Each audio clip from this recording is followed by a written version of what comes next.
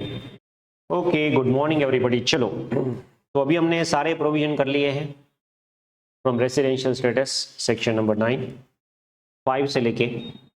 अगर आप देखोगे स्कोप ऑफ टोटल इनकम, तो इंडिविजुअल एचएफ के लिए बाइफरकेशन हो गए 3 आरओआर, आरएनओआर, एनआर। सबसे पहले आपको क्या देखना है? Indian income. इंडियन इनकम मतलब क्या है? Either received in India or deem to be received in India, on or accrued in India or deem to accrue और arise in India section 9। Indian income taxable to all. But अगर foreign income है, मतलब ना ही India में receive हुई है, ना ही earn हुई है, ना ही डीम टू बी रिसीव्ड हुई है, ना ही डीम टू बी अर्न हुई है, फॉरेन इनकम। तो फॉरेन इनकम जो है वो सिर्फ आरओआर को टैक्सेबल होगी, आरएनओआर और एनआर को टैक्सेबल नहीं होगी। बट एक ऐसा स्पेशल सर्कमस्टेंसेस है फॉरेन इनकम, अगर बिजनेस से है और बिजनेस कंट्रोल फ्रॉम इंडिया है, प्रोफेशन से, और अगर प्रोफेशन सेटअप इंडिया में है, अराइजिंग फ्रॉम बिजनेस और प्रोफेशन कंट्रोल और सेटअप इन इंडिया रिस्पेक्टिवली, तो आरओआर आरएनओआर दोनों में टैक्सेबल होगा, सिर्फ एनआर में नॉट टैक्सेबल। क्लियर है? और बाकी रही बात इन सभी के लिए, तो Indian income taxable taxable, foreign income not taxable taxable not taxable, that's it. RNOR तो बीच में आएगा नहीं। नेक्स्ट, डीम में ये 4 इनकम आएगी, सेक्शन 7 ऑलरेडी हमने कर लिया है। फिर डीम टू अक्रू और अराइज 911, सबसे पहला क्या था? A, business connection. दूसरा, income from any property, asset और सोर्स। थर्ड, मतलब C, income from capital gain from asset situated in India. Okay, next, income from salary for services rendered in India. 913 में क्या था? गवर्नमेंट ऑफ इंडिया सैलरी पे कर रही है, किसको? इंडियन सिटीजन को, for services rendered outside India. Salary will be considered as deemed to accrue or arise in India, White Section 913. Allowances, foreign allowances and perquisite will be exempt, White Section 10(7). 914, dividend from Indian company, कहीं पे भी receive हो, deemed to accrue as in India, now taxable in the age of shareholder। now क्यों बोल रहे? पहले वो company में टैक्सेबल होता था, अभी शेयर होल्डर में टैक्सेबल हो रहा है, और वो अमेंडमेंट भी कब का आ चुका है। नेक्स्ट है 911। अभी ये बिजनेस कनेक्शन में 3 बातें, या तो वो कॉन्ट्रैक्ट करेंगे, या तो ऑर्डर सिक्योर करेंगे, या तो स्टॉक होल्ड करेंगे। 5 एक्सेप्शन। फॉरेन ऑपरेशन में बिजनेस कनेक्शन नहीं होगा, सिर्फ परचेस किया एक्सपोर्ट के लिए तो बिजनेस कनेक्शन नहीं होगा। News views, collection of news views, shooting of cinema film, display of uncut diamond in SEZ. तो ये 5 एक्सेप्शन है बिजनेस कनेक्शन के। फिर इंटरेस्ट, इंटरेस्ट में अगर गवर्नमेंट ऑफ इंडिया से मिला ऑलवेज डीम हो जाएगा भाई। अगर रेसिडेंट से मिला तो चेक करो कि वो चाहे बिजनेस और प्रोफेशन और अर्निंग एनी इनकम, मतलब कोई भी हेड के लिए अगर आप यूज करोगे डीम होगा, आउटसाइड इंडिया यूज करोगे डीम नहीं होगा। और जब नॉन रेसिडेंट से मिलेगा तो सिर्फ और सिर्फ पीजीबीपी डीम होगा, वरना नहीं होगा। जबकि रॉयल्टी और फीस फॉर टेक्निकल सर्विसेज में government of India always deem होगा, बट रेसिडेंट नॉन रेसिडेंट में कॉमन है, कोई भी सोर्स इंडिया में हुआ डीम होगा, आउटसाइड इंडिया हुआ डीम नहीं होगा। चलो इतना क्लियर है। और 8 था वो हमने कर लिया। चलो अभी सेक्शन 9 जो है उसके कुछ एग्जाम्पल जो हमें करने थे वो हम करते हैं। उसके बाद जाके अभी पूरा mixture of this residential status, जिसमें शुरू से रेसिडेंशियल स्टेटस को डिटरमाइन करना, उसमें डीम रेसिडेंट का कंसेप्ट लेना, फिर स्कोप ऑफ टोटल इनकम करना, और फिर अलग अलग सिचुएशन में कैलकुलेट करना, सब कुछ मिक्स में आएगा। तो काफी कुछ इलिस्ट्रेशन जो प्रैक्टिस के लिए हैं वो हम आगे बढ़ते हैं। सबसे पहले अभी जो 9 है उसके कुछ इलिस्ट्रेशन कर लेते हैं। Examine the following transaction attract income tax in India और नॉट। सैलरी पेबल, चलो सैलरी पे कर रहा है, कौन कर रहा है? सेंट्रल गवर्नमेंट, मतलब गवर्नमेंट ऑफ इंडिया। किसको पे कर रहा है? Zone. Citizen of India, government citizen of India को सैलरी पे कर रहा है। 913 फॉर सर्विसेज रेंडर्ड 7 लाख पे किया है, for services rendered outside India, considering ही page as per the 115 BAC। देखो, जैसे मैंने आपको हाउस प्रॉपर्टी में क्या बोला था, हाउस प्रॉपर्टी की इनकम कैलकुलेट करते टाइम आपको 30% स्टैंडर्ड डिडक्शन सेक्शन 24A में माइनस करना है। वैसे ही सैलरी इनकम जब भी आएगी तो आपकी जो भी ग्रोस सैलरी है, ओके, या सैलरी रिसीव्ड है, उसमें से आपको सेक्शन 16(1)(a) में स्टैंडर्ड डिडक्शन माइनस करना होगा। अब यहां पे बिगेस्ट इश्यू क्या होगा पता है? ये जो आप स्टैंडर्ड डिडक्शन सैलरी में से माइनस करेंगे, अगर डिफॉल्ट टैक्स रेजिम है, डिफॉल्ट बोले तो 115 BAC, और अगर हमारा नॉर्मल प्रोविजन और ऑप्शनल टैक्स रेजिम है तो इन दोनों में डिडक्शन अलग है। डिफॉल्ट में 75,000 रुपीज का डिडक्शन है, ये स्टैंडर्ड डिडक्शन फिक्स है, सैलरी रिसीव्ड में से माइनस करना है अनलेस अंटिल आपको दिया है सैलरी कंप्यूटेड, बट यहां पे क्या लिखा है? Salary received. तो गलती से आपने बोल दिया 913, मुझे पता है डीम्ड है 7 लाख टैक्सेबल, 913 आता है फिर भी गलत हो जाओगे, क्योंकि फिगर में 7 लाख नहीं आएगा, यहां पे सैलरी रिसीव्ड बोला है। तो जब भी सैलरी को टैक्सेबल, क्योंकि यहां पे क्या बोले, अट्रैक्ट द इनकम टैक्स, तो 7 लाख पर टैक्स नहीं लगेगा सैलरी में, पहले उसमें से स्टैंडर्ड डिडक्शन माइनस करो। और ये कौन सा रेजिम फॉलो कर रहे हैं? 115 BAC। तो यहां पे आपको 75,000 माइनस करना पड़ेगा। डिमिंग प्रोविजन है वो सही है, बट फिगर टर्म्स में 625, और यहां पे मैंने 913 बोला, 913 को समझा दो, और फिर 16(1)(a) 75 का स्टैंडर्ड डिडक्शन। तो इतना क्लियर है? तो सबसे पहले 913 में क्या लिखेंगे? Salary payable by government of India to Indian citizen for rendering services outside India will be considered as deemed to accrue as India. तो भले ये एनआर हो या आर हो, हुएवर में बी द पर्सन, बट इसको टैक्सेबल हो जाएगा। और जो भी सैलरी है उसमें से स्टैंडर्ड डिडक्शन मिलेगा 75,000, 16(1)(a। क्लियर है? तो समझो यहां पे अगर मान लीजिए 5 मार्क्स में आपको क्वेश्चन पूछा है,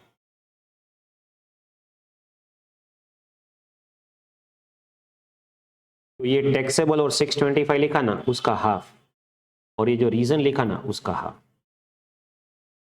आप सिर्फ टैक्सेबल लिख के आ गए, salary taxable, salary from government taxable, तो मतलब सब कुछ चाहिए फिर भी आपको 2.5 या 3 मार्क मिलेंगे, क्योंकि आपने प्रोविजन तो लिखा ही नहीं है, रीजनिंग तो लिखा ही नहीं है, वो कट हो जाएंगे। Interest on money broad from outside India 5 lakh. देखो यहां पे सर अगर मैं बोरो कर रहा हूं तो मुझे थोड़ी इनकम होगी, हेडिंग देखो, एग्जामिन विथ रीजन स्पेसिफिकली बोल दिया यहां पे, following transaction at income tax in the hands of recipient. तो हम क्या बोल रहे हैं यहां पे? जिसको भी रिसिपिएंट है उसके पॉइंट ऑफ व्यू से टैक्सेबल होगा नहीं, वो बोलो। तो मैंने interest on money borrowed from outside India, तो मैंने आउटसाइड इंडिया से मनी बोरो किया और 5 लाख का नॉन रेसिडेंट को इंटरेस्ट दिया, तो यहां पे रिसिपिएंट कौन है? दैट नॉन रेसिडेंट, तो उसको टैक्सेबल होगा कि नहीं होगा, ये क्वेश्चन है। समझ में आ रहा है? इंटरेस्ट 915। और एक और बात यहां पे मैं आपको बता दूं, 915 6 7 याद रह गया तो भी मैं थोड़ा और आगे जाता हूं, जो मैंने यहां पे लिखा था पर मैंने जब समझाया तब नहीं बताया था, अभी मैं बता देता हूं, ठीक है? जब हमने सेक्शन 9 का चार्ट किया था ना, 916, हाँ, तो यहां पे मैंने पॉइंट नंबर 1 इसको हम बोल देते हैं पॉइंट नंबर ए, यहां पे पॉइंट नंबर 2 इसको हम बोलते हैं पॉइंट नंबर बी, और यहां पे पॉइंट नंबर 3 इसको बोलते हैं point number C. Same way interest A B C, ये एक्चुअली है 915 क्लोज एबीसी। ओके, तो अगर ये लोग रेफरेंस देंगे तो क्या है 91, अभी आपको कहां से मिला है? तो मैं कौन हूं? Non resident. मुझे इंटरेस्ट कहां से मिला? बोले इंडियन रेसिडेंट है उससे, इंडियन रेसिडेंट उससे 915 बी।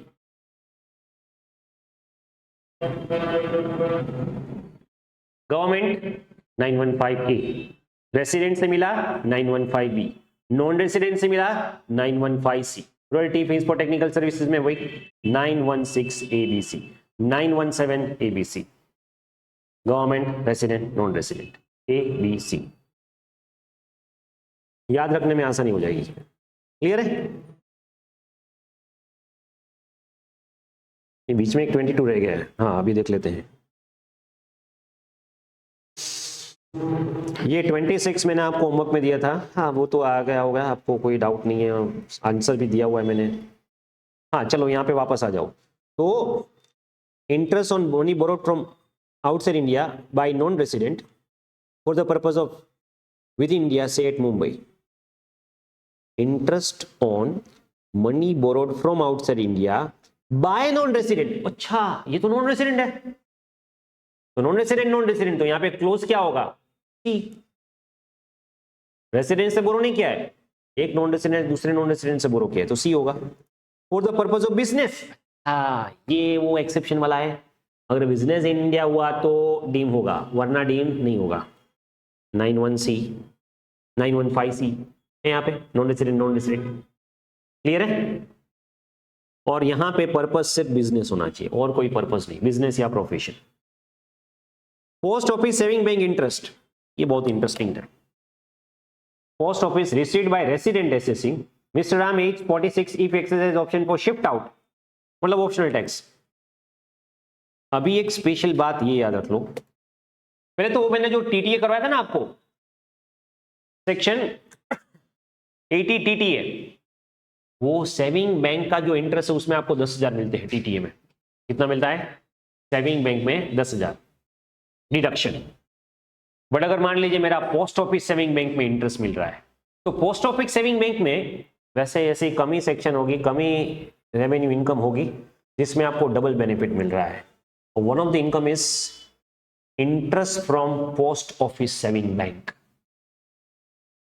ये जो interest from post office saving bank है, क्योंकि वो सेविंग बैंक का इंटरेस्ट है, तो 80 टीटीए 10,000 तो मिलेगा ही मिलेगा, बट अदर सोर्स में ये इंटरेस्ट और डिविडेंड अदर सोर्स में टैक्सेबल होते हैं।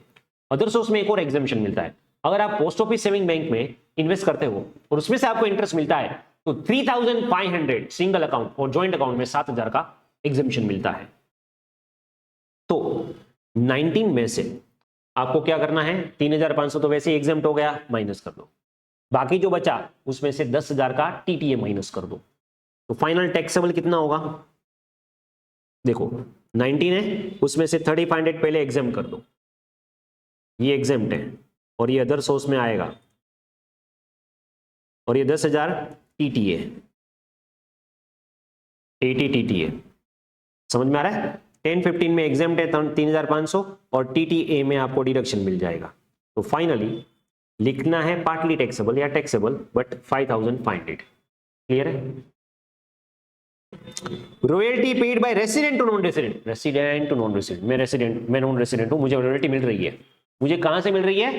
गवर्नमेंट, रेसिडेंट, नॉन रेसिडेंट, कहां से मिल रही है? रेसिडेंट से। रॉयल्टी 916 क्लोज भी, 916 भी। ओके हाँ, किसके लिए? Business carried out outside India, तो टैक्सेबल नहीं होगा। क्लियर है? Legal charges 5 lakh paid to Delhi to lawyer UK who visited India to present case at Delhi.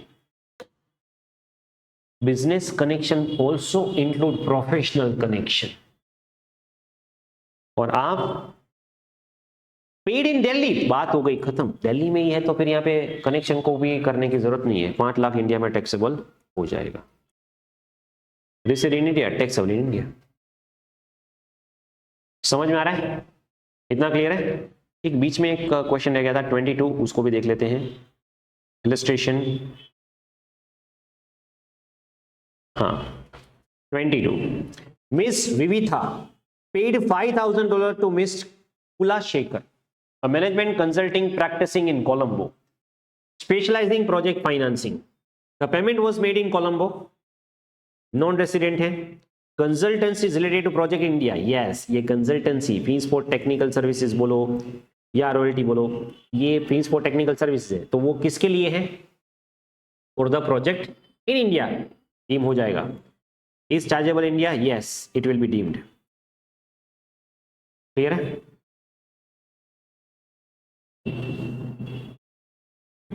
तो ये टैक्सेबल हो जाएगा।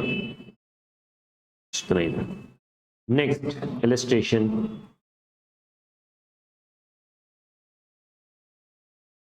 illustration number 31.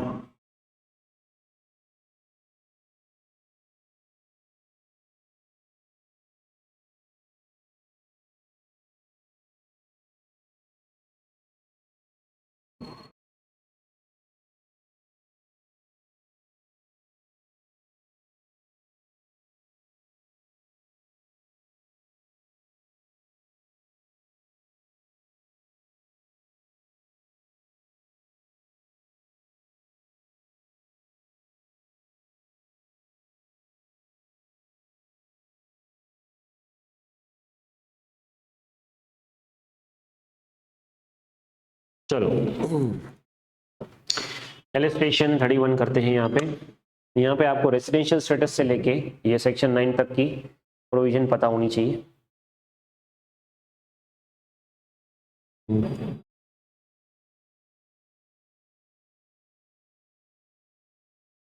ओके चलो, तो यहाँ पे सोहन इंडियन सिटीजन है, Indian citizen, left India for set up software film in Singapore. Indian citizen leaving India for the purpose of employment outside India. Exception लागू होगा कि नहीं होगा? ओके तो वो 24/20 ना लीव कर रहा है। On 10/4/25 entered into an agreement with, तो भी उसने 2020 को लीव कर दिया और फिर वो इंडिया आया नहीं, मतलब ये नॉन रेसिडेंट है। Now he entered into the agreement of LK Limited in Indian company for transfer of technical document or design for setup in mobile factory in Faridabad. He reached India for his team to render requisite services on 15/5/25. अभी देखो वो India current year में कब आया? Financial year 25-26। Okay, और वो 15/5/25 को India आ गया and was able to complete his assignment on 20th August. He left for Singapore on 20th August 25. He charged 50 lakh for his services. यहाँ पे इंडिया में आके सर्विस रेंडर करके चला गया। तो पहले तो इसका स्टेटस चेक करते हैं। अभी मैंने यहाँ पे एनआर तो लिख दिया पर चेक करना पड़ेगा। मई में अगर आप देखोगे इंक्लूडिंग 15, तो मई में उसका डेज होगा 17। कैसे? 31 - 14, क्यों? 15 तो इंक्लूड करेंगे। जून 30, जुलाई 31, अगस्त 21, टोटल स्टे बोलो कितना होगा? 99 डेज। चलो पहले इतना क्लियर है।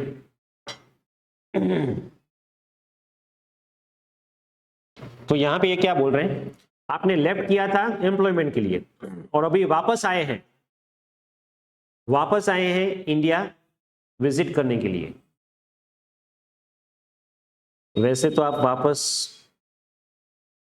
Team to render requisite services के लिए आए हैं, तो यहाँ पे एक अल्टरनेटिव आप ऐसा ले सकते हैं कि विजिट करने के लिए नहीं आया, बट इन्होंने यहाँ पे अगर आप देखोगे पहले 6(1) की बेसिक कंडीशन 182 डेज और मोर, 60 डेज 365 डेज। इंडियन सिटीजन अगर आउटसाइड इंडिया है और इंडिया बैक आता है तो 60 की जगह पे 182 हो जाएगा। इसका टोटल स्टे है 99 डेज। तो क्योंकि ये 182 फॉलो नहीं कर रहा है तो इसका स्टेटस हो जाएगा non resident. That is first thing. दूसरा, अब इसने जो ये 50 लाख की सर्विसेज रेंडर की है, भले ही वो नॉन रेसिडेंट है, बट इसको जो रॉयल्टी मिल रही है उसका यूज कहां पे हो रहा है? इंडिया में। It will be deemed to accrue in India, hence it is taxable in India even if he is non-resident. समझ में आ रहा है? This is how we are supposed to consider. चलो next.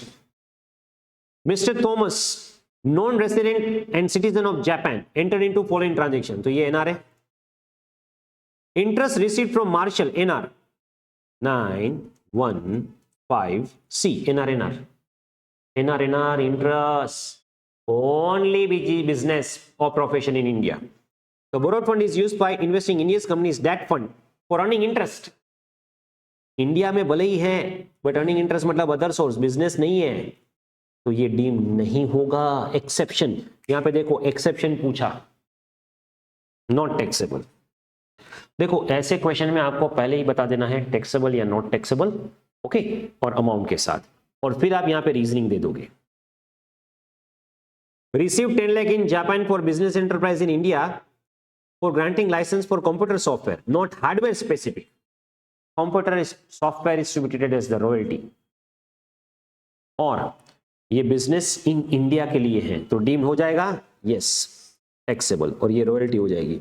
और रॉयल्टी में जब आपको ग्रांट ऑफ लाइसेंस का सॉफ्टवेयर का लाइसेंस मिलता है तो उसको हम रॉयल्टी ट्रीट करते हैं, computer software. He is also running news agency earn 10 lakh for collection of news views in India for transmission outside India. Business connection का एक्सेप्शन है, डीम नहीं होगा। Exception to business connection, no income, not taxable, क्योंकि यहां पे news views जो है वो आउटसाइड द बिजनेस कनेक्शन माना जाता है। एग्रीमेंट पार्टनरशिप फर्म के साथ किया टेक्निकल नो हाउ के लिए to set up denim jeans in Surat India, तो ये 10 lakh deem to occur as India हो जाएगा taxable. Is this clear? Examine the tax implication, give brief reasons, reason के साथ बताओ। Government of India has appointed Rahul as the ambassador in Japan, embassy 913, salary 750, allowance 240, allowance 240 नहीं होगा, 750 taxable हो जाएगा। 750 में से अब यहां पे देखो 750 में से स्टैंड डिडक्शन मिलेगा 50,000 considering optional tax regime,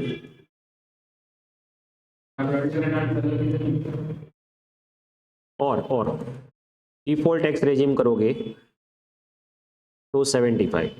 default ही करना है, पहले कुछ नहीं लिखा है तो, ऑप्शनल दिया है तो करेंगे, बट यहां पे क्या है, ये दिसंबर 21 का आंसर है। उस जमाने में ऐसा ऑप्शनल नहीं हुआ करता था, इसलिए समझ में आ रहा है। जो ही non resident India is engage in operation which are confined to purchase of goods, only purchase करके एक्सपोर्ट करोगे, बिजनेस कनेक्शन नहीं है, बिजनेस कनेक्शन नहीं है। Naveen non resident on 3 lakh royalty for patent right to non resident, utilise in India, बात हो गई खत्म, इंडिया में यूज किया गए, deem to accrue in India, deem to accrue in India. फिर इरिस्पेक्ट ऑफ दैट 50% इंडिया में मिला नहीं मिला उससे कोई फर्क पड़ता नहीं। James NRI borrowed 10 lakh, who is also non resident, NR interest, और इसने investment in the hands of shares of Indian company, ये किसके लिए लिया, इन्वेस्ट करने के लिए, अदर सोर्स, डीम नहीं होगा, है नहीं होगा, यस इंडिया में फिर भी नहीं होगा, एक्सेप्शन। क्लियर है?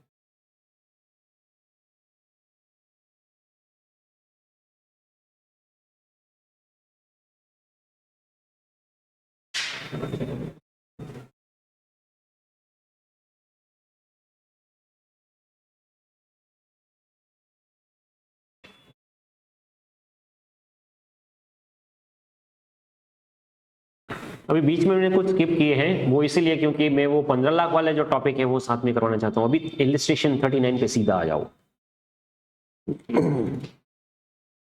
सागर है chartered accountant, presently working in firm in India, okay अभी इंडिया में वर्क कर रहा है, ठीक है। He is received an offer for post of CFO in New York, as per offer letter he should join the company any time between 1 सितंबर 25 से लेके आप 31 अक्टूबर 25 कभी भी ज्वाइन कर सकते हैं।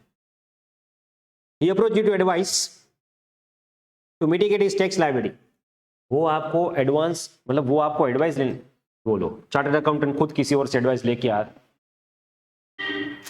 कुछ तो कंसीडर करते हैं कि यहाँ पे सीए नहीं लिखे, एडवाइस लेने जा रहा है वो खुद सीए है, ठीक है, सिंपल है। देखो यहाँ पे अगर आप देखोगे when a person leaves India for the purpose of employment outside India, तो 60 जगह पे 182 डेज क्राइटेरिया एप्लीकेबल होगा, तो उसको 181 डेज 182 से पहले 181 और उससे पहले लीव कर देना चाहिए। चलो एक काम करते हैं, अगर ये इंडिया में रहा अप्रैल में 30 डेज, मई में 31, जून में 30, जुलाई में 31, अगस्त में 31, सितंबर में, अच्छा यहाँ पे 181 से ज़्यादा नहीं होना चाहिए।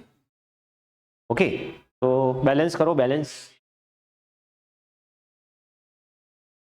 28 सितंबर या उससे पहले कट लो, बराबर, वरना आप रेसिडेंट हो जाओ। अब ये 28 सितंबर काउंट की समझ में आ रहा है कैसे? तो he should leave India on or before 28th of September, क्योंकि अगर उसने 29 सितंबर किया 182 रेसिडेंट मतलब उसकी जो फॉरेन इनकम है उस पर भी टैक्स लग जाएगा, तो टैक्स कम करना है 28 सितंबर से पहले टिकट बुक कर लो। उल्टा पूछा, रिवर्स, समझ में आ रहा है? The date by which he should leave India to join the company, तो हमने देखा 28 सितंबर और बिफोर। ये कैसे इन्होंने आंसर दिया, यहां पे दिया हुआ है। Next, direct credit of part of his salary to his bank account in Delhi maintain jointly with his mother to meet requirement. उसने क्या बोला पता है? रियली यहां से चार्टर्ड अकाउंटेंट को हटा, क्योंकि वो मूर्ख चार्टर्ड अकाउंटेंट होगा जिसको ये 2 पॉइंट के बारे में ना पता हो। आप आउटसाइड इंडिया जॉब करोगे और आप क्या बोलोगे, मेरी बैंक अकाउंट है इंडिया में, वहां पे सैलरी क्रेडिट करो, तो फर्स्ट रिसीट इंडिया में हुई तो इंडिया में टैक्सेबल हो जाएगा। यूएस में जॉब कर रहे हैं तो वहां पे भी टैक्स भरोगे, यहाँ पे डबल टैक्सेशन थोड़ी करेंगे। तो हम क्या करेंगे, जहां पे जॉब कर रहे हैं वहीं पे अकाउंट ओपन करो, वहीं पे सैलरी रिसीव करो और फिर रेमिट करो, डायरेक्ट क्रेडिट मत करो। तो ये भी गलत किया, ऐसा मत करो। तो इसको क्या बोलना चाहिए, salary will be credited only to his bank account in Delhi, then part of salary will be considered as received in India and section 5 के मुताबिक उसको टैक्सेबल हो जाएगा। तो उसको क्या करना चाहिए, हमें एडवाइस देने बैठा है, ऐसा मत कर भाई, तू पहले तेरे फॉरेन के अकाउंट में सैलरी रिसीव कर, तो receive outside India, earn outside India, तू एनआर है, तुझे टैक्सेबल नहीं होगा। फिर तू रेमिट कर, रेमिटेंस तो वैसे भी इग्नोर करना है।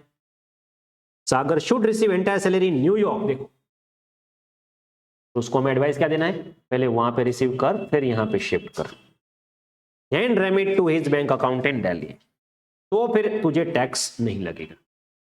समझ में आ रहा है?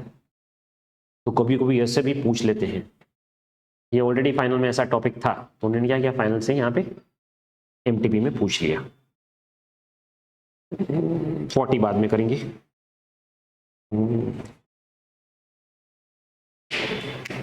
41,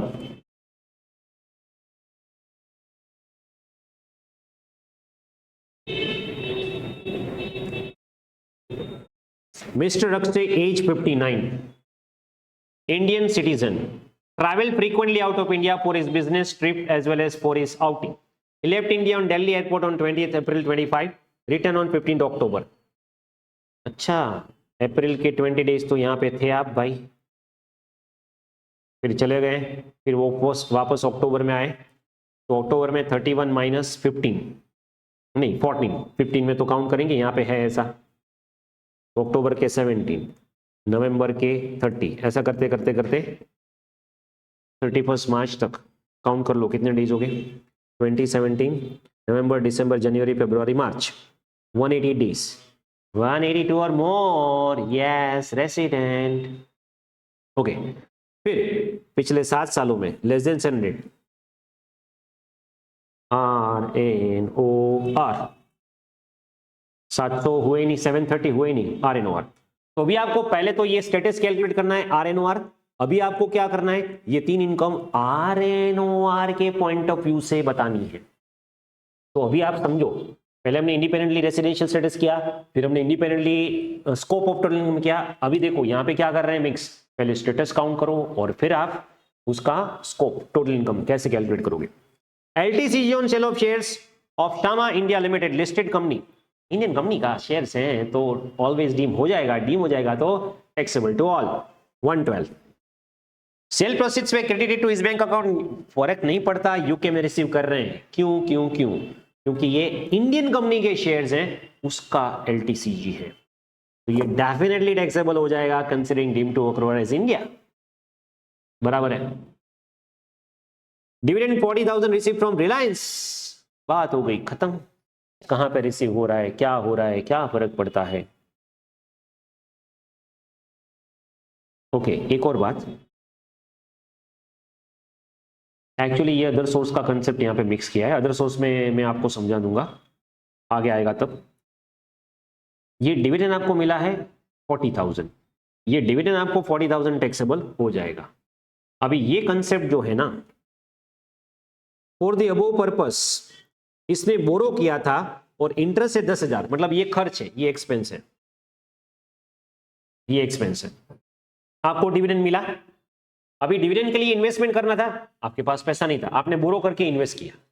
ऐसा कौन करता है, बोरो करके इन्वेस्ट करता है, ठीक है चलो इसने किया, तो इसने इंटरेस्ट एक्सपेंस किया 10,000, डिविडेंड मिला 40,000, तो इसका नेट प्रॉफिट नेट कितना हुआ 30, तो हम क्या लिखेंगे 30, बट ऐसा नहीं। एक अदर सोर्स में, ये अदर सोर्स में एक प्रोविजन है, और वो प्रोविजन ऐसा बोलता है कि डिविडेंड अर्न करने के लिए अगर आप बोरो करोगे और वो इंटरेस्ट पे करोगे तो वो मैक्सिमम आपके जो इनकम है उसका 20% एक्सपेंस ही आपको बाद मिलेगा। Interest expenditure restricted to 20% of dividend. 10,000 है तो 10,000 नहीं मिलेगा, इसका मैक्सिमम 20%, तो 8,000 ही आपको माइनस मिलेगा। ये कहां पे लिखा है, अदर सोर्स। तो आगे जब अदर सोर्स में आएगा तब मैं आपको समझा दूंगा, अभी के लिए याद रख लो। बराबर। डिविडेंड में से मतलब डिविडेंड अर्न करने के लिए अगर आपने बोरो किया और वो इंटरेस्ट पे कर रहे हैं तो बोले डिविडेंड का 20% इंटरेस्ट आपको बाद मिलेगा, उससे ज्यादा नहीं। पोस्ट ऑफिस बढ़िया है भाई, पोस्ट ऑफिस में 9,500 से पहले तो 3,500 निकाल दो, 3,500 निकाल दो, निकाल दिया भाई, ये एग्जेम्प्ट है, तो जीटीआई से पहले निकालेंगे, ये 6,000 हुआ। अब ये 6,000 का आपको क्या मिलेगा, टीटीए अगर ऑप्शनल टैक्स रेजिम है तो सर पूरा ही निकल रहा है तो नील कर दो, नील नहीं करेंगे जीडीआई गलत हो जाएगा, एग्जामिशन माइनस करेंगे, फिर उसका जो डिडक्शन मिलेगा वो अलग टीटीए में लिखेंगे, matters a lot presentation. Okay, GTI अगर गलत हुआ तो आपका मतलब मान लीजिए आपने यहाँ पे 6,000 की जगह पे यहीं पे 6,000 टीटीए माइनस करके लिख दिया तो वो सही नहीं है। हम लोग फर्क क्या पड़ेगा भाई, टोटल इनकम 144 की 144 ही रही, नहीं फर्क पड़ेगा, ऐसे नहीं कर सकते आप। क्लियर है?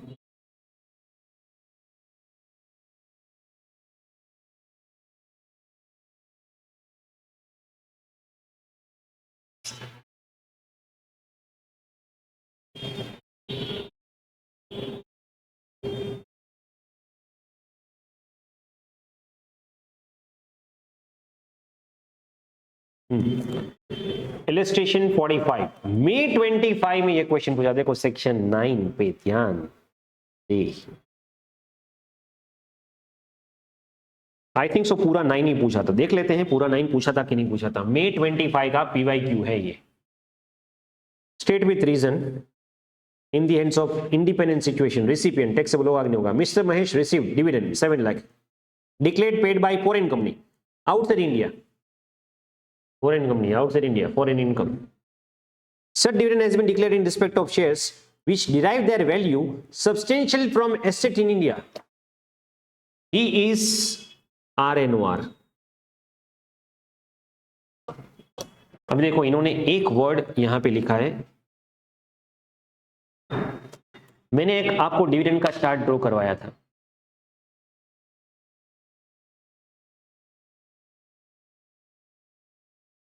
जहां पे हमने क्या लिखा था, अगर इंडियन कंपनी का डिविडेंड है तो डीम होगा, फॉरेन कंपनी का डिविडेंड है तो डीम नहीं होगा। फॉरेन कंपनी का डिविडेंड इंडिया में रिसीव हो रहा है taxable to all, foreign company का डिविडेंड आउटसाइड इंडिया रिसीव हो रहा है, सिर्फ आरओआर को टैक्सेबल होगा, आरएनओआर को भी नहीं होगा, वही यहां पे आएगा। बट सर यहां पे एक बात इन्होंने ये बोला है कि ये जो फॉरेन कंपनी है वो जो डिविडेंड डिक्लेयर किया है उसके शेयर की value derive their value substantially from asset in India, इससे कोई फर्क नहीं पड़ेगा। वो एसेट खुद इंडिया में नहीं है, वो एसेट फॉरेन में है और उसकी वैल्यू इंडियन एसेट पे डिपेंडेंट है, वो अलग बात है। तो ये डीम नहीं होगा, डीम नहीं है फॉरेन इनकम। फॉरेन इनकम आरएनओ में टैक्सेबल होगी कि नहीं होगी? बिजनेस है क्या? नहीं। प्रोफेशन है क्या? नहीं। Not taxable, simple, would not be taxable in India. Clear है? Next, Shivan's non-resident in India, residing in China, deposited 16 lakh with Indian company resident in India. तो आपने इंडियन कंपनी को लोन दिया, इन्वेस्ट किया। He received 12% interest during Indian, अगर Indian company को interest मिलेगा आपको तो वो तो यहीं पे यूज करेगा ना। और आपने लोन कब दिया? 19 को। तो अभी आप काउंट करो 19 से लेके, बराबर 16 लाख और यहाँ पे 7 मंथ्स और 12%, 16 lakh, 12%, 7 months. Deemed to occur as in India, taxable in India, yes. Deemed to occur as in India, taxable in India, yes. Next, Ramesh received 825 in consideration of providing patent right, royalty. Developed a new product in India by utilizing patent right. 30% royalty received in India, 70 outside India. Ramesh and Sunil both have status of NR. देखो रमेश ने 825 receive किया, किसके लिए? Patent to Sunil. Sunil is development new product in India. अच्छा, ये आपने royalty Sunil के product in India के लिए रॉयल्टी दी है, utilise in India, deemed to accrue in India, taxable. फिर 30% इंडिया में रिसीव हुआ, 70%, इसका कोई मैटर नहीं है, पूरा का पूरा टैक्सेबल भाई, इरिस्पेक्टिव ऑफ फैक्ट दैट कि 30% इंडिया में रिसीव हुआ है नहीं, पूरा 825 टैक्सेबल हो जाएगा। यहाँ पे मेजोरिटी 9 पूछा,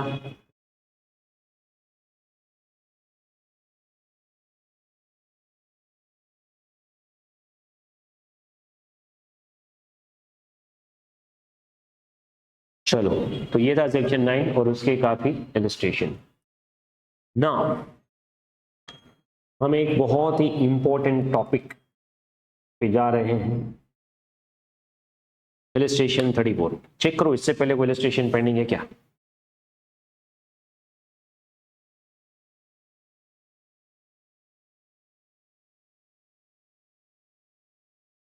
हाँ, 18 में एक सेकेंड पॉइंट बाकी था, 9, वो भी 9 रिलेटेड ही था।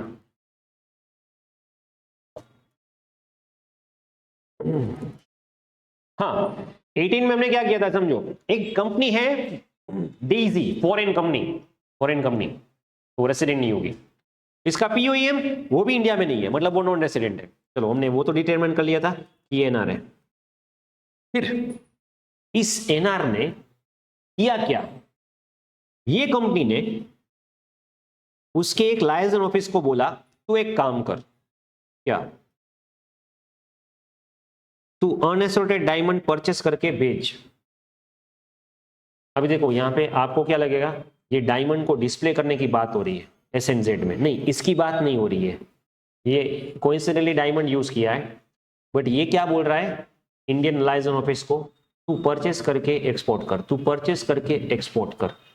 तो ये बिजनेस कनेक्शन का एक्सेप्शन है, सिर्फ परचेस किया है 1B, एक्सप्लेनेशन 1B टू 911, और वो बिजनेस कनेक्शन नहीं है, तो ये 75 लाख जो है वो डेजी लिमिटेड को टैक्सेबल नहीं है। समझ में आ रहा है? बस वही टॉपिक था, एक बार देख लेना।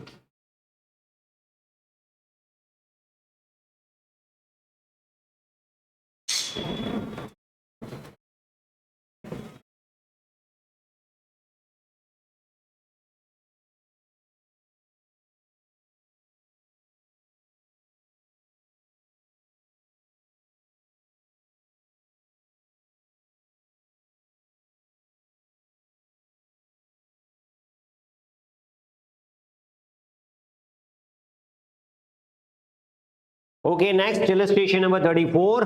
तो अभी आपको यहां पे what we are suppose to consider, देखो before we go ahead with this, दो इंपॉर्टेंट प्रोविजन मैं यहां पे आपको समझाना चाहता हूं, और वो यहां पे क्या है। एक कंसेप्ट हमने यहां पे किया था, that concept is called concept of deemed resident in India. अगर कोई इंडिविजुअल है, ठीक है, इंडियन सिटीजन है, तो पहले तो बी केयरफुल, ये प्रोविजन सिर्फ किसको एप्लीकेबल होने वाली है, इंडिविजुअल जो कि इंडियन सिटीजन है, जिसकी टोटल इनकम, क्या लिखा है, टोटल इनकम। जब मैं बोलता हूं total income, it means taxable income after all deduction other than foreign sources, other than foreign sources. तो मतलब ऐसी income earn outside India, received outside India, India में डीम हो रही है, नहीं हो रही है, वो सारी इनकम अदर देन, मतलब वो सारी इनकम क्या है, फॉरेन सोर्सेस, तो वो नहीं चाहिए मुझे। तो अदर देन फॉरेन सोर्सेस मतलब क्या होगा, इंडियन इनकम, ओके, या फिर किसी भी तरह इंडिया का कनेक्शन है। अगर वो 15 लाख से एक्सीड हो रही है ड्यूरिंग द प्रीवियस ईयर, तो आप अपना डेज भूल जाओ। देखो पहले तो आपको क्या देखना है, first of all we need to go by days, 182 और मोर, 60 और मोर, 365 और मोर। तो पहले तो 61 की जो बेसिक कंडीशन है वो देख लो। अगर बेसिक में से कोई भी कंडीशन आप फुलफिल नहीं कर पा रहे, तो क्या आपकी total income other than foreign sources जो है वो 15 लाख से ज्यादा है, बोले नहीं है, तो फिर आप नॉन रेसिडेंट हो। बट अगर आप इंडिविजुअल हो, इंडियन सिटीजन हो, और आप 61 की कोई भी कंडीशन फुलफिल नहीं कर रहे हैं, बट फिर भी ऐसा हो सकता है ना, देखो ऐसा कैसे केसेस में हो सकता है, अभी मैं इंडियन सिटीजन हूं और मैं इंडिविजुअल हूं, मैं फॉरेन सेटल हो चुका हूं, वहां पे मैं अर्न कर रहा हूं, बट यहां पे भी मेरा काफी कुछ सोर्सेस है, मेरी यहां पे प्रॉपर्टी होगी, मेरा यहां पे इन्वेस्टमेंट होगा, और वहां से मुझे इनकम मिल रही है, और वो मेरी इनकम 15 लाख से भी ज्यादा है, तो भले ही मैं इंडिया एक दिन भी विजिट करने के लिए नहीं आया, my status will be deemed resident, और deemed resident is always RNOR। Clear है? एक यहां पे 15 लाख की प्रोविजन याद रखना। दूसरा, मैं इंडियन सिटीजन या इंडियन ओरिजिन हूं, मैं कौन हूं, इंडियन सिटीजन या इंडियन ओरिजिन, और मैं इंडिया विजिट करने के लिए वापस आता हूं, वहां पे भी मुझे ये देखना है कि अगर 15 लाख या उससे कम है तो 60 डेज 182, मतलब सेकेंड कंडीशन नॉट एप्लीकेबल, वो एक्सेप्शन वाला पॉइंट। और अगर मेरी इनकम 15 लाख से ज्यादा है, other than foreign sources, source of income मेरी 15 लाख से ज्यादा है, तो फिर 60 डेज की जगह पे क्या हो जाएगा, 120, और फिर वैसे केसेस में 182 और मोर, और 120 और मोर, एंड 365 डेज और मोर।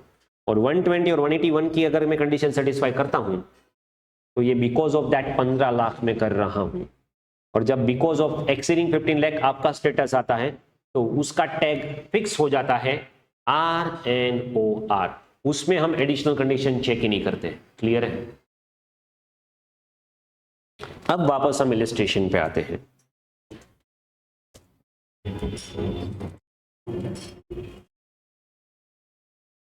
और अब ये पॉइंट समझ में आ जाएगा आपको।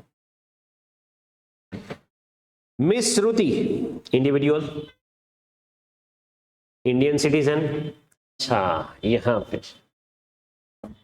Is currently employed in overseas company located in UAE, अभी वो यूए में जॉब कर रही है। होता ना, मान लीजिए आप नए नए चार्टर्ड अकाउंटेंट बने और फिर आप दुबई चले गए जॉब करने के लिए, और कुछ कुछ दिन के लिए आप इंडिया आते हैं।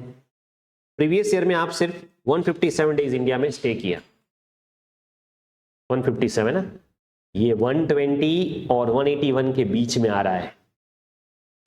सी is in India for 200 days, 100 days, 76 days, 45 days in last 4 years, immediately preceding the previous year. और इसकी एनुअल इनकम कुछ इस तरह है।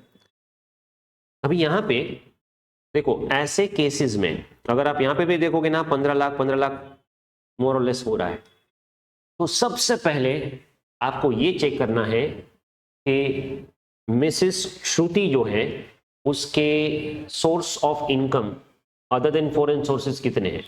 सबसे पहले, अभी मैं आपको ये नहीं बोल रहा हूं टैक्सेबल कितना हो रहा है, स्कोप ऑफ टोटल इनकम की बात है। पहले रेसिडेंशियल स्टेटस को डिटरमाइन कर लो भाई। ओके, यहां पे क्या क्वेश्चन है, डिटरमाइन रेसिडेंशियल स्टेटस, बस इतना ही है, support your answer with computation. चलो ठीक है, यहां पे रेसिडेंशियल स्टेटस ही है, बट मैं अभी आपको इससे आगे भी ले जा सकता हूं। यहां पे तो क्वेश्चन में यही है, डिटरमाइन रेसिडेंशियल स्टेटस। तो रेसिडेंशियल स्टेटस डिटरमाइन करने के लिए, क्योंकि उसका एम्प्लॉयमेंट आउटसाइड इंडिया है, इंडिया विजिट करने के लिए आती है, तो person who comes back to visit India, period of 60 days will be extended to 182 और 120, 182 और 120 डिपेंड करता है। 15 लाख से ज्यादा तो 120, अप टू 15 लाख तो 182। और उसकी वजह से ये आर का एनआर, एनआर का आर हो सकती है, बराबर। तो पहले आप ये डिसाइड करो, सोर्स अदर देन फॉरेन है कि नहीं है।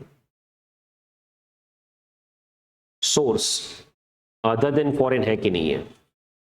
Income from salary earn and receive in UAE, ये तो फॉरेन हुआ भाई, ये काउंट नहीं होगा। आपको वैसे ही समझ में आ जाएगा अदर देन फॉरेन सोर्स मतलब क्या है। Income earn and receive from house property season in UAE, ये भी फॉरेन सोर्स ही है। हमें क्या चाहिए, अदर देन फॉरेन सोर्स, जो प्योरली फॉरेन ना हो। अभी टैक्सेबल है कि नहीं है वो डिफरेंट मैटर है। Income deemed to accrue in India, ये अदर देन फॉरेन सोर्स है। Income from return business accrued received outside India, control from India. और एक और बात यहां पे याद रख लो, अभी हमने स्कोप किया, बराबर है। इसको हम क्या बोलेंगे, business accrue received outside India हुआ foreign income, but business control from India है, तो आर को टैक्सेबल होगा, आर को टैक्सेबल होगा, एनआर को टैक्सेबल होगा, नहीं होगा। तो हम इसको फॉरेन इनकम बोलते हैं हमारी लैंग्वेज में। बट जब आप sources other than foreign consider करोगे, अगर आप वो बिजनेस इंडिया से कंट्रोल करते हैं, तो हम ऐसा मानेंगे कि ये यहीं का है। ये बहुत इंपॉर्टेंट याद रख लेना। अगर ऐसे कोई भी बिजनेस, भले बिजनेस आउटसाइड इंडिया है, अर्न आउटसाइड इंडिया हुआ है, रिसीव्ड आउटसाइड इंडिया है, बट वो बिजनेस आप इंडिया से कंट्रोल करते हैं, तो उसको हम ये सोर्स मान लेंगे कि ये इंडियन सोर्स है। समझ में आ रहा है? ओके। क्यों? ये इंडियन सोर्स जो है, जो कंट्रोल फॉर्म है, वो किसको टैक्सेबल है? मुझे बताओ किसको टैक्सेबल है? आरएनओआर को। और यहां पे ये डीम रेसिडेंट करके हम उसको क्या बनाने वाले हैं? आरएनओआर। उसको हम क्लच में लाना चाहते हैं। क्लियर है? तो ये जो भी, अगर आपको कहीं पे भी ऐसा दिया है, देखो मैं अभी ये नहीं पूछ रहा हूं टैक्सेबल है कि नहीं है। अगर वो एनआर हुआ, टैक्सेबल नहीं होगा, लेट इट बी। अभी तो टैक्सेबल, इसमें से कौन सी इनकम टैक्सेबल है, कौन सी इनकम टैक्सेबल नहीं है, वो मुझे कैसे पता चलेगा? इसका स्टेटस देख के कि भाई ये रेसिडेंट है, ऑर्डिनरी, नॉट ऑर्डिनरी के नॉन रेसिडेंट, उसके बाद मुझे पता चलेगा। बट अभी तो हमें ये नहीं पता है। तो इसके लिए हम क्या करेंगे, जो भी कंट्रोल फ्रॉम इंडिया दिया हुआ है, इसको हम इंडियन सोर्स मान लेंगे और इसको हम 15 लाख की लिमिट में काउंट कर लेंगे। वेरी इंपॉर्टेंट, याद रख लेना इसको। क्लियर है? नेक्स्ट, अक्रूड इन इंडिया, ये तो डायरेक्टली आ गया। और प्रीमियम, हाँ, कई सारे लोग, मुझे ये पता नहीं चलता कौन है ये लोग, कहां से आते हैं ये लोग, जो LIC हम पे करते हैं उसको हमारी इनकम में ऐड करते हैं। भाई बोलो यार, क्या बात है? LIC पे करते हो, ATC में डिडक्शन मिलता है, तो कई लोग क्या करेंगे, इनकम ढूंढने में इसको भी लगा देंगे। अरे भाई मैंने LIC बेची नहीं है, ये मेरा LIC प्रीमियम है, ATC का डिडक्शन है। अगर मैं ऑप्शनल टैक्स रेजिम में जाता हूं, अभी मे 22 में ऐसा ऑप्शनल वाला नहीं था, यहां पे मैं आपको बोल देता हूं ऑप्शनल टैक्स रेजिम। तो अगर मैं ऑप्शनल टैक्स रेजिम में जाता हूं तो मुझे एटीसी का डिडक्शन मिलता है कि नहीं मिलता है? हाँ। तो सर ये 15 लाख में एटीसी माइनस करना है कि नहीं करना है? एटीसी टीटीयू से पहले की इनकम को बोलेंगे ग्रॉस टोटल इनकम, जीटीआई। और यहां पे 15 लाख में मैंने आपको क्या बोला? टोटल इनकम माइनस करना भाई। तो चलो अभी ये 15 लाख में काउंटिंग कैसे करते हैं वो आपको समझ में आया? अगर वो नहीं आया तो आपका क्वेश्चन का अर्थ का अनर्थ हो सकता है, आंसर टोटली चेंज हो सकता है अगर आपने यहीं पे गड़बड़ी कर दी तो। गलती से भी आपने 10 लाख को इग्नोर कर दिया फिर तो 15 होगा ही नहीं, 10 लाख आपने हटा दिया। Considering that sir accrue foreign में हुआ है, रिसीव आउटसाइड इंडिया हुआ है, बट कंट्रोल तो इंडिया में है ना। तो चलो पहले इसकी सोर्स गणते हैं। Competition of total income excluding foreign sources, तो ये सब हटा दिया मैंने, टोटल हुआ 18 लाख, उसमें से 150 माइनस एटीसी का, तो टोटल इनकम हुई 1650। क्योंकि ये 15 लाख से ज्यादा है, क्योंकि ये 15 लाख से ज्यादा है और मैं वापस विजिट करने के लिए आया हूं, मिसेस श्रुति वापस विजिट करने के लिए आई है, तो इसके लिए एप्लीकेबल होगा 120 डेज का क्राइटेरिया।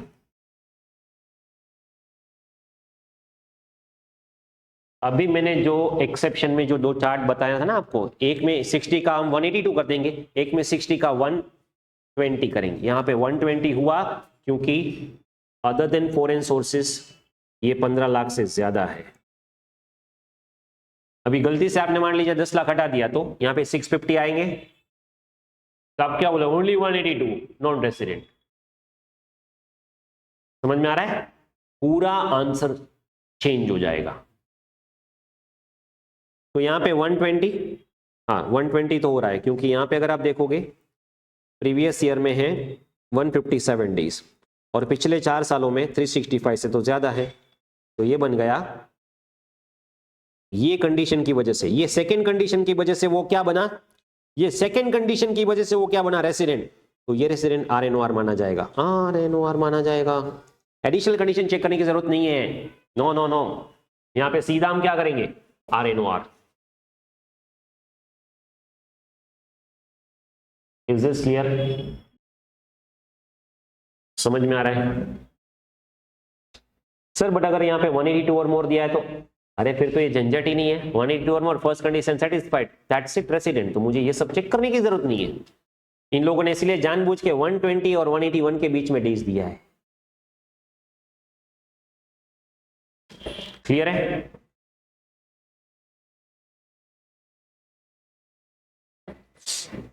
और एक और बात, मुझे तो ये समझ में एक बात इन लोगों की ये नहीं आ रही, why you need to have that visit की प्रोविजन बनाने के लिए, ये आप क्यों बता रहे हैं? क्योंकि अगर मान लीजिए यहाँ पे 157 डेज नहीं होता, 90 डेज ही होता, तो आप क्या बोलोगे? 182 और मोर? नो। 120 और मोर? नो। आप क्या बोलोगे? दोनों कंडीशन सेटिस्फाई नहीं हो रही है। अभी भले ही दोनों कंडीशन सेटिस्फाई नहीं हो रही है 6-1 की, अगर 6-1 की दोनों कंडीशन सेटिस्फाई नहीं हो रही है, 6-1 चेक करो। 6-1 इंडिविजुअल हो, इंडियन सिटीजन, वो फॉरेन सोर्स के अलावा आपकी इनकम 15 से ज्यादा है, डीम रेसिडेंट, आरएनओआर। तो फालतू में हमने ये 120 चेक किया, समझो। अगर ये 120 नहीं भी होता तो 6-1A में आप आरएनओआर बन जाते।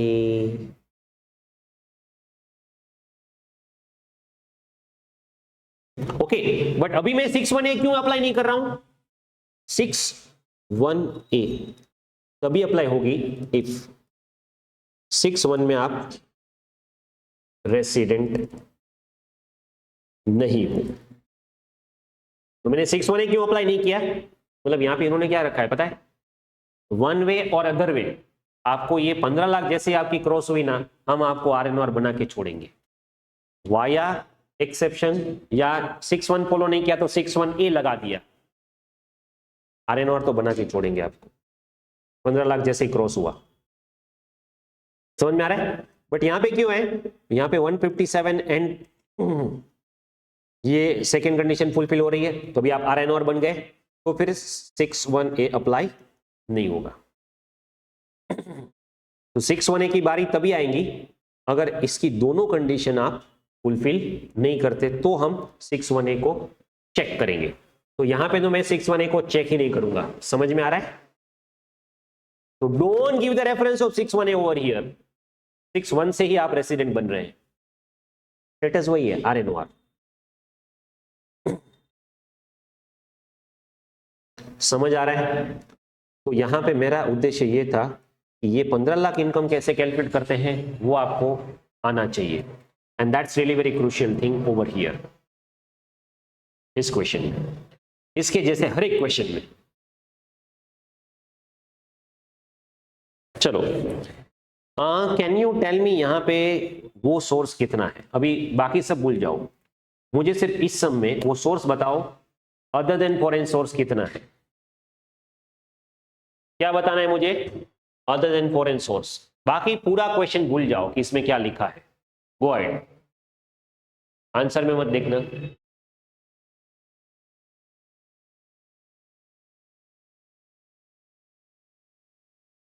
Without looking at the answer आप मुझे फिगर देंगे कि अदर देन फॉरेन सोर्सेस यहां पे कितना है।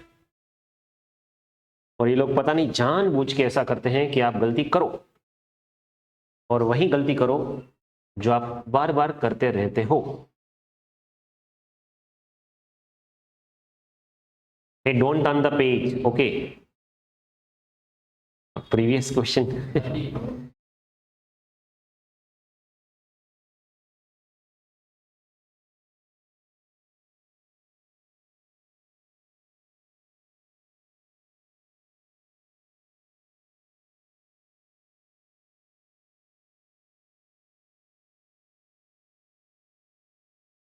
इस क्वेश्चन में अगर आप देखोगे सिर्फ रेसिडेंशियल स्टेटस नहीं ढूंढना है आपको,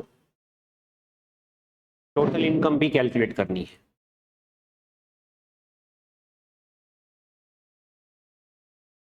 अदर देन फॉरेन सोर्स कितना हो रहा है? मैं चाहता हूं कि आपको गलती करे सो दैट दोबारा कभी वो गलती ना करे। 15,50,000 कैसे? देखो, पहले तो ये इंक्लूड नहीं होगा, डिविडेंड फ्रॉम इनकम नहीं इंक्लूड होगा। एग्रीकल्चर इनकम एग्जेम्प्ट होती है, और एग्जेम्प्ट इनकम को इनकम नहीं कंसीडर करते भाई, इसको इग्नोर करो।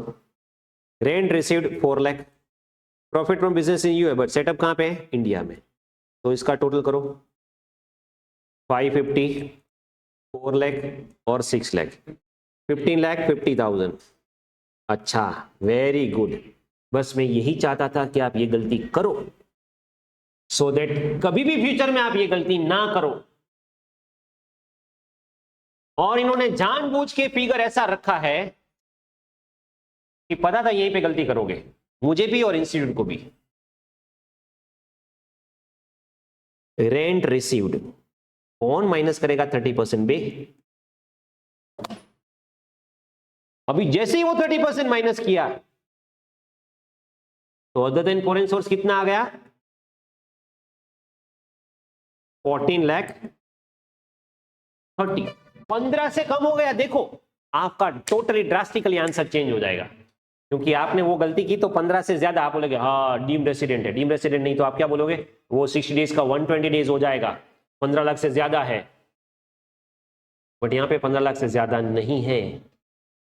आपको लगा आपने क्रैक कर लिया 15 लाख के प्रोविजन को, बट आप 30% क्रैक नहीं कर पाए। रेंट रिसीव्ड तो -30% बनता है। Okay, is it clear? तो सबसे पहले एक स्टेटमेंट बनाओ जिसमें आप कैलकुलेट करो अदर देन फॉरेन सोर्सेस। तो सबसे पहले before we gonna consider anything, ये स्टेटमेंट बनाते हैं। ये नहीं आएगा 550, ये एग्जाम्प्ट है, और इसमें से हम 30% माइनस करेंगे। Don't forget that. तो ये आ गया less than 15 lakh, less than equal to 15 lakh.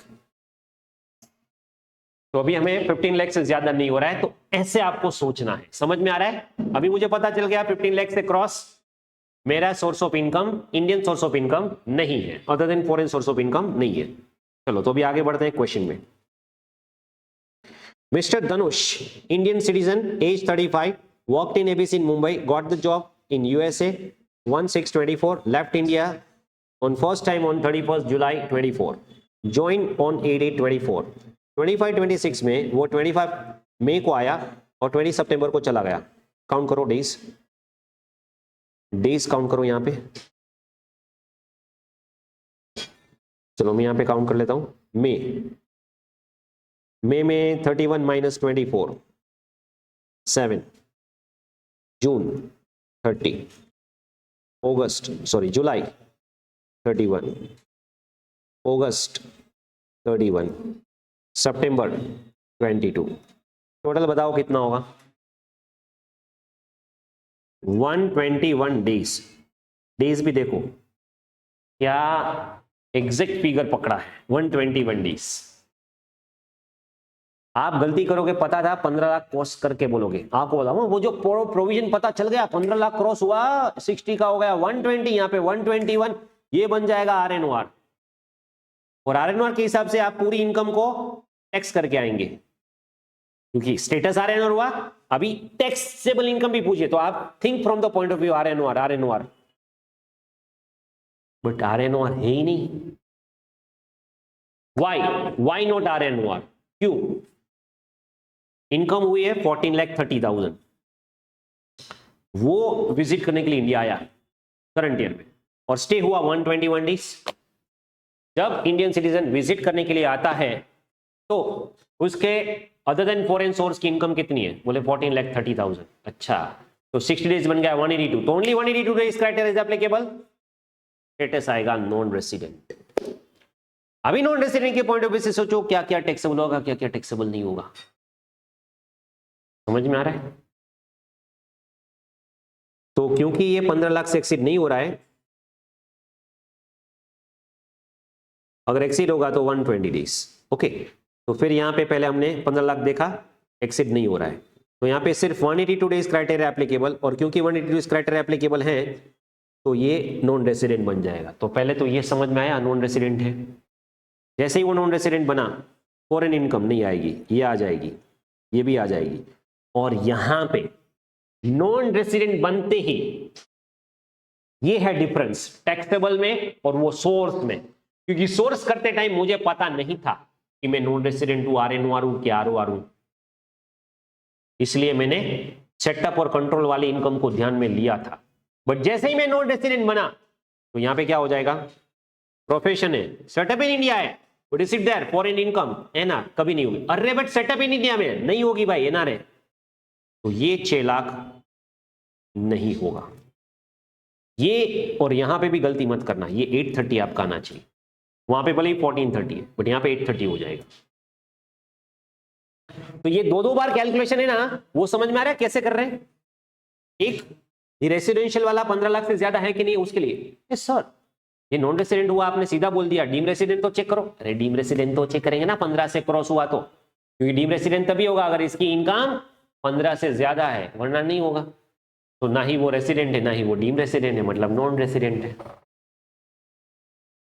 ना ही वो डीम रेसिडेंट, ना ही वो ना ही वो नॉर्मली रेसिडेंट है, तो फिर वो नॉन रेसिडेंट हो जाएगा।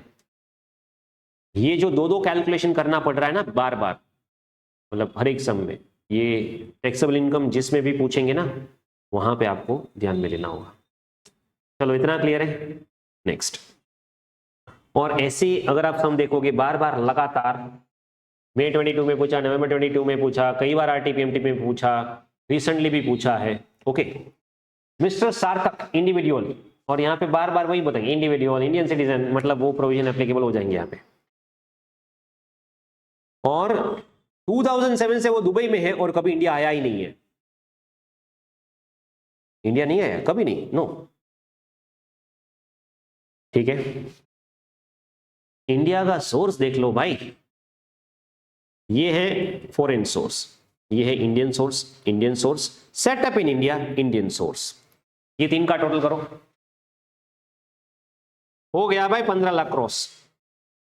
ओके, अगर वो एक दिन भी इंडिया नहीं आया 61 भूल जाओ ना, 182 ना 60, 60 का 182 कर दोगे तो वो भी नहीं, 60 का 182 नहीं होगा, 60 का 120 होगा, बट वो विजिट करने के लिए आया, 120 तो देखने की जरूरत नहीं है, वो विजिट करने आता ही नहीं है, तो फिर चेक ही नहीं करेंगे। 61 तो फॉलो हो ही नहीं रहा है, एक भी दिन नहीं आया, ठीक है, तो भी क्या करें, 61 है, Indian citizen, individual, exceeding 15, RNOR, residential status 61A, deem resident हो गया भाई, ये मिस्टर सार्थक हो गया deem resident by virtue of this, deem resident, और क्योंकि ये डीम रेसिडेंट है उसका स्टेटस हो जाएगा RNOR। समझ में आ रहा है भाई? तो उसके लिए पहले 23 लाख किया हमने कैलकुलेट। चलो अभी इसकी टोटल इनकम कैलकुलेट करेंगे। टोटल इनकम भी 23 लाख होगी, टैक्सेबल इनकम भी 23 होगी। कैसे?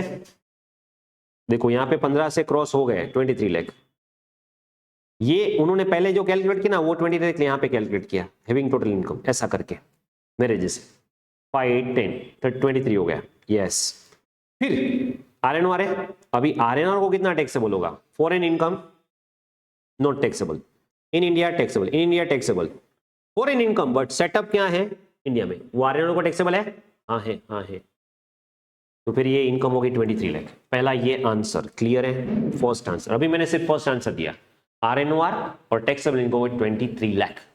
क्लियर है? Next, what would you answer if income arising in Dubai from professional setup in India is 2 lakh, इसकी जगह पे 2 लाख होता तो क्या होता?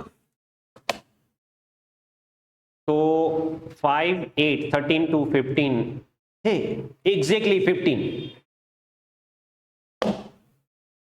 डीम रेसिडेंट के लिए it should exceed 15 lakh cross होना चाहिए, नहीं हुआ, नॉन रेसिडेंट। समझ में आ रहा है? तो यहां पे एग्जैक्टली 15 होगा, he would be not deem to be resident, not deem to be resident तो नॉन NR हो जाएगा। अभी अगर वो NR हुआ, अगर वो NR हुआ, इन India taxable, in India taxable, Dubai profession setup ये टैक्सेबल नहीं होगा, 2 लाख, 10 की जगह पे 2 हो गए ना अभी, वो टैक्सेबल नहीं होगा, तो इसकी टैक्सेबल इनकम कितनी होगी? 5 ओनली 13 लाख। समझ आ रहा है? आगे, would your answer different if Sarthak born in Dubai and his parents were born in undivided India? वो दुबई में born हुआ है और his parents born in undivided India, तो वो इंडियन ओरिजिन होगा, वो क्या हो जाएगा? Indian origin. तो he would not be Indian citizen, he would be Indian origin, और अगर वो इंडियन सिटीजन नहीं है तो डीम्ड रेसिडेंट का कंसेप्ट एप्लीकेबल नहीं होगा, और डीम रेसिडेंट का कंसेप्ट एप्लीकेबल नहीं होगा तो 1 NR, तो फिर उसको सिर्फ 5 8 13 लाख ही टैक्सेबल होगा। समझ में आ रहा है? फिर 10 लाख टैक्सेबल नहीं होगा। Is it clear? यहाँ पे थर्ड पार्ट के लिए हम एज्यूम करते हैं वो फॉरेन सिटीजन है, अगर वो इंडियन सिटीजन होता तो फिर उसको डीम रेसिडेंट वाला कंसेप्ट लागू होता। और रही बात इंडियन ओरिजिन, उसको 15 लाख में क्या प्रोविजन है? अरे वो तो विजिट करने के लिए आएगा तो फिर उसको भी 120 डेज वाला एक्सेप्शन लागू हो सकता है। वहां पे एग्जैक्टली 15, वहां पे भी 182 डेज, 60 का 182 एक्सीड होना जरूरी है, वहां पे भी तभी तो 120 होगा, वहां पे एक्सीड होगा तो 120 अप टू 182, यहां पे अप टू डीम रेसिडेंट का कंसेप्ट नहीं होगा, एक्सीड 15 लाख होगा तो डीम रेसिडेंट का कंसेप्ट होगा। क्लियर है?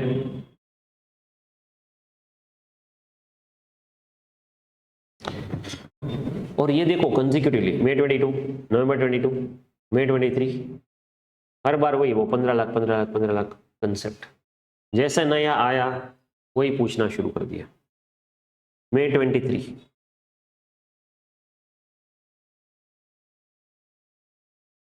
RTP, MTP, RTP, MTP, फिर यहां पे एक और MTP, एक और MTP सितंबर में, यहाँ पे थोड़ा डिफरेंट है, सितंबर 24, हाँ, और आरटीपी सितंबर 25 उसमें भी वही, और सितंबर 25 में भी वही। देखो सितंबर 25 में भी आपको वही 15 लाख का कंसेप्ट और उसी पे फोकस किया गया, डीम रेसिडेंट पे कंसेप्ट पे फोकस किया गया है। ओके,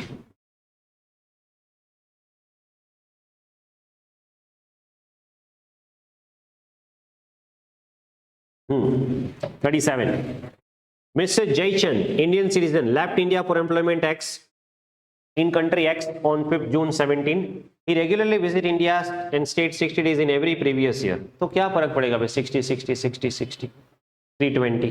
सेकेंड कंडीशन तो वैसे भी नहीं होगी, फर्स्ट कंडीशन वैसे भी नहीं होगी, तो NR. However, in financial year he did not come to India at all. India आया ही नहीं है, तो फिर तो वो नॉन रेसिडेंट नहीं, डीम रेसिडेंट का कंसेप्ट आ सकता है क्योंकि वो इंडियन सिटीजन है, और इंडियन सिटीजन को डीम रेसिडेंट का कंसेप्ट एप्लीकेबल होता है। He owns a commercial building in Delhi and let out. He has retail store in India. कितनी इंडियन इनकम है? He is controlled by his brother from India. तो अगर देखोगे income from commercial building computed, 30 minus मत करना, 30% minus मत करना, 12 लाख वो, और रिटेल स्टोर में 450 वो भी कंप्यूटेड, मतलब टोटल हुआ 16,50,000। गया काम से, डीम रेसिडेंट हो गया, RNOR। Country X does not pay any individual on their income as per personal tax regime there. तो रेसिडेंशियल स्टेटस कैलकुलेट करो। विल योर आंसर चेंज अगर वो सिटीजन ऑफ कंट्री एक्स? हाँ, यहाँ पे रेसिडेंशियल स्टेटस ही पूछा है, तो 1650 हुआ तो डीम रेसिडेंट हो जाएगा 61A। 61 में तो आप रेसिडेंट नहीं हो, तो जैसे ही 61 अप्लाई नहीं होगा तो यहाँ पे अप्लाई हो जाएगा 61A, और 61A के मुताबिक आपकी इनकम 15 लाख से क्रॉस कर गई है, यस, तो आप हो जाओगे डीम्ड रेसिडेंट। और डीम रेसिडेंट ऑलवेज क्या होता है? RNOR। RNOR डीम रेसिडेंट क्या होता है? Always RNOR। समझ में आ रहा है? ओके, अच्छा, ये जो डीम रेसिडेंट का कंसेप्ट है वो इंडियन सिटीजन को एप्लीकेबल है। दूसरा क्वेश्चन पूछा, अगर वो सिटीजन ऑफ एक्स होता तो फिर उसको डीम रेसिडेंट का कंसेप्ट लागू नहीं पड़ता, तो फिर वो ये सिर्फ इंडियन सिटीजन को है, और अगर वो इंडियन सिटीजन नहीं है तो फिर नॉन रेसिडेंट, 61A एप्लीकेबल ही नहीं होगी। समझ में आ रहा है? नेक्स्ट, मिस्टर प्रशांत एज 35, ऑस्ट्रेलियन सिटीजन। तो डीम रेसिडेंट का कंसेप्ट एप्लीकेबल नहीं होगा। Who settled in Australia visit India for 125 days in every financial year since past 11 years. He visited India for total 200 days. Purpose of his visit is to meet his family member who settled in India and managing his family member who are settled in India. Also managing his business in Sri Lanka through his office in Chennai, India. वो financial year में कितना दिन रहे? Is an Indian citizen, Australian citizen who settled in Australia and visit India 125 days every financial year. मतलब वो हर एक year 125 रहा है, बट 25-26 में वो 200 दिन आए, फिर तो यहाँ पे एक्सेप्शन भी लागू नहीं होगी। अरे 182 और मोर रेसिडेंट। ओके, अभी देखो इसका स्टेटस क्या होगा, यहाँ पे 182 और मोर रेसिडेंट हो गया। अभी चेक करो 730, 125 इंटू 730 हो जाएंगे, और एवरी ईयर वो resident resident resident resident resident होता जाएगा।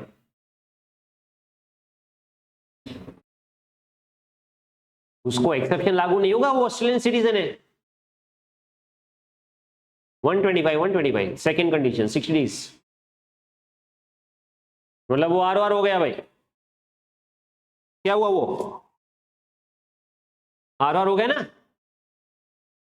बात हो गई खत्म यहाँ पे। तो यहां पे अगर आप देखोगे 60 प्लस डेज हैं, 365 है एवरी ईयर, वो RRR बनता जाएगा।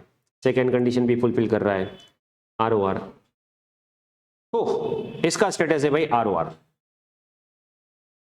कंपनी टोटल इनकम, अभी ROR को सारी इनकम टैक्सेबल हो जाएगी। Income from business in Australia, control from Australia taxable, Sri Lanka control from Chennai taxable, SCCG taxable, agriculture and Australia taxable, तो सब कुछ तो टैक्सेबल होगा, हर वर्क को तो सब कुछ टैक्सेबल होगा भाई, कुछ छोड़ेंगे नहीं उसको। सीरियसली ये इन लोगों ने क्या किया? एक्चुअली यहाँ पे उनको 200 की जगह पे 125 डेज देने चाहिए करंट ईयर में, तो फिर हम कुछ सोचते हैं कि वो इंडिया विजिट करने के लिए आ रहा है, बट फिर भी वो इंडियन सिटीजन कोई है, यहाँ पे ऑस्ट्रेलियन सिटीजन दिया है, मतलब वो भी वो चाहते नहीं थे। तो यहाँ पे इनडायरेक्टली आपको ऐसा दिखाना चाहते थे, वो वाली प्रोविजन जो आप गलती यहाँ पे क्या करोगे, वो 15 लाख वाली प्रोविजन अप्लाई कर दोगे, और यहाँ पे नहीं करनी है। क्लियर है? और यहाँ पे हम एज्यूम कर रहे हैं कि ओरिजिन नहीं है, क्योंकि अगर वो ओरिजिन होता विजिट करने के लिए आता तो उसके लिए एक्सेप्शन है, बट एक्सेप्शन फिर भी लागू नहीं होगा क्योंकि वैसे भी 200 दिन है।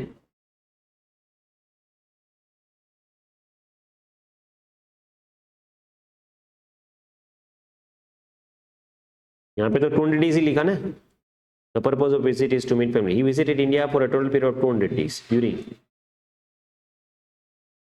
ये 200 लिख के उन्होंने गलती कर दी, सब एक्सेप्शन हटा दिए।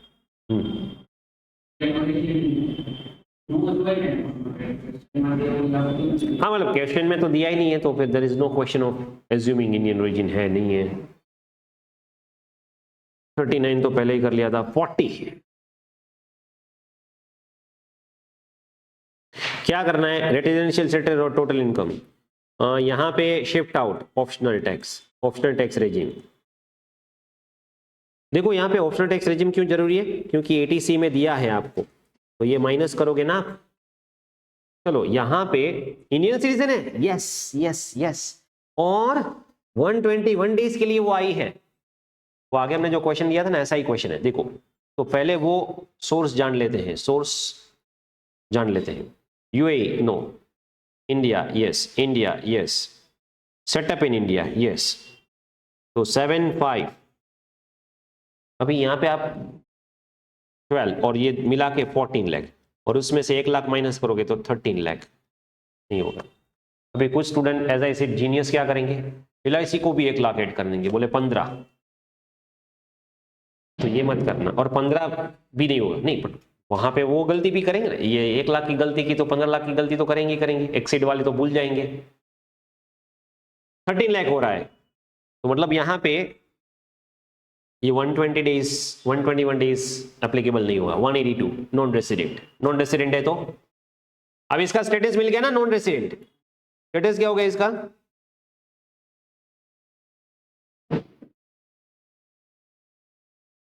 नॉन रेसिडेंट, तो नॉन रेसिडेंट के हिसाब से सोचो, ये तो टैक्सेबल नहीं होगा। नॉन रेसिडेंट के हिसाब से सोचो, अब यहाँ पे 13 लाख तो मैंने सोर्स के लिए गिना था, टैक्सेबल के लिए नहीं। अभी टैक्सेबल के लिए क्या होगा, ये नहीं होगा, ये होगा, ये भी होगा, ये नहीं होगा क्योंकि नॉन रेसिडेंट है, भले ही सेटअप इंडिया में हो, बट नॉन रेसिडेंट को रिसीव्ड एवरीथिंग आउटसाइड इंडिया हुआ है, तो ये दोनों 7 + 2 9 में से 1 लाख माइनस करो, 8 लाख टैक्सेबल हो जाएगा। क्लियर है? फिर यहाँ पे question next, would your answer different अगर वहां पे 5 लाख की जगह पे 10 लाख है? हाँ, फिर तो क्या हो जाएगा, अगर ये 5 लाख की जगह पे 10 लाख है, तो यहाँ पे जो 13 है उसकी जगह पे 18 आ जाएंगे ना, और क्योंकि यहाँ पे 18 आ गया, तो Indian citizen visiting India 120 days हो जाएगा, और यहाँ पे ऑलरेडी 121 डेज है, और पिछले 4 सालों का टोटल कितना है 371, RNOR डेफिनेटली हो जाएगा। तो फिर यहाँ पे अगर आप इसको 10 लाख कंसिडर करोगे, यहाँ पे इसकी जगह पे अगर 10 लाख हो गए, तो फिर RNOR, और RNOR में क्या होगा, ये टैक्सेबल नहीं होगा, ये होगा, ये होगा, और ये हो जाएगा। तो फिर 7 2 9 + 10 19 - 1 18, तो वहां पे 18 लाख टैक्सेबल हो गए। Is it clear? स्टेटस होगा RNOR। नेक्स्ट, चलो दूसरे पॉइंट को कंटिन्यू करते हैं। If Sarika comes to India in 24-25 for 45 days instead of 145, अच्छा, तो यहाँ पे अगर आप 45 करोगे तो ये तो 365 से कम हो जाएगा, तो फिर वो सेकंड कंडीशन फुलफिल नहीं कर रही है, तो फिर वापस वो NR हो जाएगी।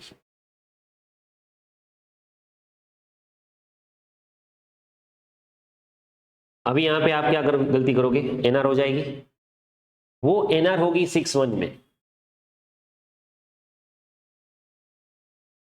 वो एनआर होगी 6-1 में। अभी 6-1 है तो चेक ही नहीं किया, ये कौन है, Indian citizen individual, 6-1 second condition fulfil नहीं करे, नो प्रॉब्लम। इसकी इनकम तो 15 लाख से ज्यादा है ना, यहाँ पे 18 लाख है कि नहीं है, डीम रेसिडेंट आरएनओआर, फिर भी आरएनओआर ही होगा but via deem resident concept. ये भी बहुत ही बढ़िया था, समझ में आ रहा है डीम रेसिडेंट कंसेप्ट। चलो next 42,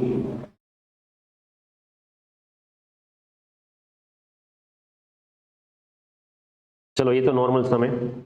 Mrs Riya age 62, born and brought up in Delhi, she got married in Russia in 96 and settled since then. Her marriage, she visit India for 60 days each year for summer break. तो यहाँ पे 60 days तो वैसे भी नहीं होगा, इसका status है एनआर, सिंपल। और यहाँ पे इनकम देखो, इनकम में भी 15 लाख तो क्रॉस करने की कोई दूर दूर तक चांस है ही नहीं, तो नो ही deem resident, no deem resident, no exceptions, nothing, status NR. तो एनआर है उसको क्या टैक्सेबल होगा, pension receive from Russian government, taxable होगा क्या, नहीं। Long term capital sale of land in Delhi, yes ये टैक्सेबल हो जाएगा, तो 65 टैक्सेबल नहीं होगा। कैपिटल गेन लॉन्ग टर्म हो जाएगा। यहाँ पे बोला है रेसिडेंशियल स्टेटस, तो हमने देख दिया NR. Computer total income under default tax regime, default tax regime के हिसाब से। शॉर्ट टर्म कैपिटल गेन जिस पे एसटीटी पेड है कंप्यूटेड 60, तो यहाँ पे शॉर्ट टर्म गेन आ जाएगा, तो ये हो जाएगा हेड वाइज कैपिटल गेन। यहाँ पे सैलरी टैक्सेबल नहीं होगी। Next house property, premium paid on Russian life insurance, तो देखो डिफॉल्ट टैक्स रेजिम में आपको एटीसी नहीं मिलता। और रेंट रिसीव्ड है 90,000, तो उसमें आपको 30% डिडक्शन मिल जाएगा, बस have a total, that's it. चलो इतना क्लियर है।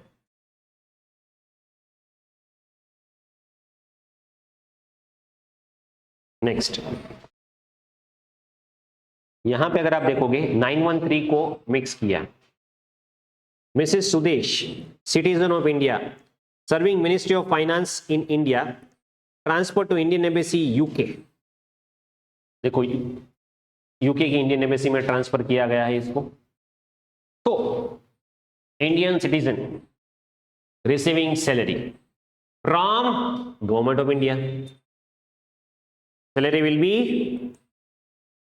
deemed to accrue as in India by 913, allowances 10(7) में exempt, बराबर है। और रेंट मिला यूएस में, तो भी इसके लिए स्टेटस जानना पड़ेगा।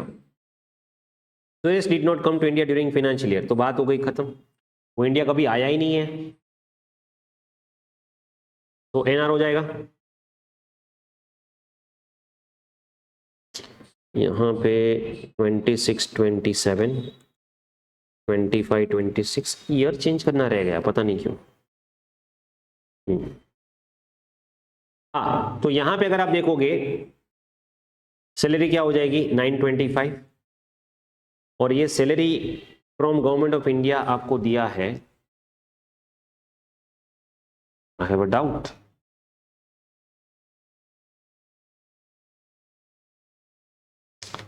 स्टैंडर्ड डिडक्शन क्यों माइनस नहीं किया, ये मिस्टेक है सम में, स्टैंडर्ड डिडक्शन माइनस नहीं किया है। या फिर हम यहाँ पे लिख सकते हैं computed,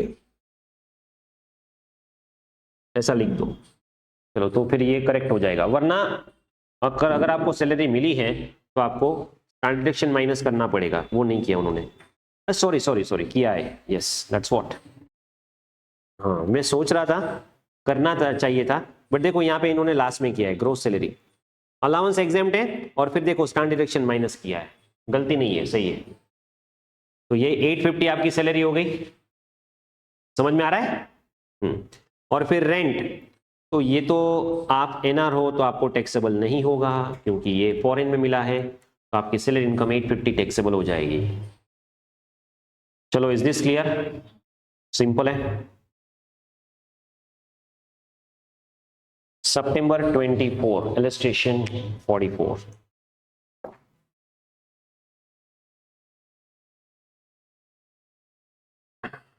Mr. Madan, citizen of India and Karta of HUF, is employed in Messrs PCS Private Limited. He is drawing monthly salary of 65,500 in India.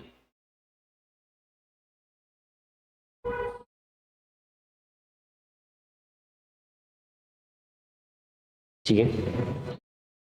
On June 1, 25, he purchased one residential house property 18 lakh in his individual capacity. Market value 32 lakh. Value for the charging stamp duty. अरे यहाँ पे capital gain का concept क्यों दे रहे हो भाई?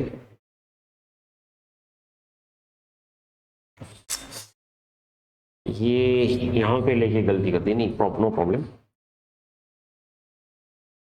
क्योंकि यहाँ पे अगर आप देखोगे उसने प्रॉपर्टी परचेस की 18 लाख में, जिसकी मार्केट वैल्यू 32 है, स्टैम्प ड्यूटी 23 है, तो मार्केट वैल्यू को छोड़ो, स्टैम्प ड्यूटी 23 है। अब इन दोनों में डिफरेंस कितना है? 5 लाख आपको कम मिला, मतलब 23 लाख की प्रॉपर्टी आपको 18 लाख में मिली, तो अदर सोर्स में हम इसको गिफ्ट गिनते हैं। क्या गिनते हैं?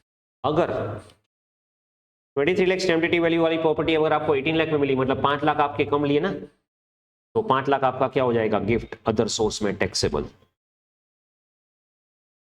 अभी इसका प्रोविजन अदर सोर्स में आएगा तब मैं आपको समझा दूंगा। फिर he transferred to the branch office USA. He left India on September. Overseas branch paid him salary. तो सैलरी को पहले इंडियन रुपीस में कन्वर्ट कर दो। डॉलर का 70 रुपीज का प्राइस है, तो यहाँ पे 6505। देखो 5 मंथ के लिए वो इंडिया में रहा, अप्रैल, मई, जून, जुलाई, अगस्त, सितंबर। तो 5 महीने जब इंडिया में था तो उसकी सैलरी थी 65,500, और बाकी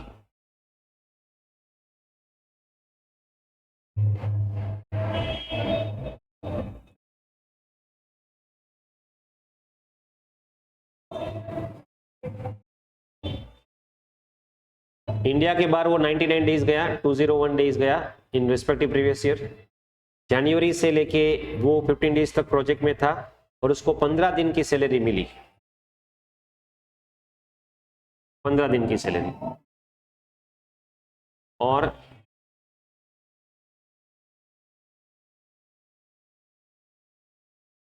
यहां पे ऑप्शनल टैक्स रेजिम है, तो सैलरी में से डिडक्शन हो जाएगा 50,000। 5 लाख ये है। उसको एक स्कल्पचर मिला फ्रेंड से, बट क्योंकि ये 50,000 से कम है तो ये अदर सोर्स में। एक काम करो, इसको लिख दो अदर सोर्स, क्योंकि जब अदर सोर्स में हम आएंगे ना तो ये क्वेश्चन आपको इजीली समझ में आएगा। अभी आपको क्या होगा, क्योंकि यहाँ पे सैलरी का कंसेप्ट आ रहा है, अदर सोर्स का कंसेप्ट आ रहा है, तो गलती से यहाँ पे ले लिया है, उसको आप अदर सोर्स लिख दो, वहां पे मैं ये सम आपको करवा दूंगा। चलो नेक्स्ट, 45 तो हो गया। 46, Mr. Varun, Indian citizen, engaged in consultancy business in India. He shifted to Dubai in 2020. He visits India as follows. तो हमारे ईयर में वो इंडिया कितने दिन आया? 100 डेज। बराबर है? ओके, अभी देखो ये 100 डेज है, मतलब अगर 15 क्रॉस किए या 15 से कम हुआ तो भी विजिट करने का जो एक्सेप्शन है वो तो लागू नहीं होगा उसको। हाँ, बट अगर 15 क्रॉस कर गए, क्योंकि 100 है, 120 से प्लस होगा ना तो ही वो एक्सेप्शन ऑफ 120 वाला चेक करेंगे, क्योंकि 120 से भी कम है तो फिर ना ही वो फर्स्ट कंडीशन सेटिस्फाई करेगा, Indian citizen who comes back to visit. तो ये 61 तो फॉलो नहीं कर रहा है। चलो यहां पे इसकी इनकम चेक कर लेते हैं। In India yes, in Dubai no, agriculture and exempt, Indian company dividend, yes. Expenditure on investment है वो याद है, मैंने अदर सोर्स में ये करवाया था। ये 50,000 का सिर्फ 20% मिलेगा, मतलब ये एक्सपेंडिचर मिलेगा 10,000, तो इसमें से 40,000। तो यहां पे अगर देखोगे 10 लाख एंड 40,000, तो फिर यहां पे 15 भी क्रॉस नहीं हुआ। Just a minute. Income from consultancy business in Dubai, ये कंसल्टेंसी बिजनेस दुबई में है।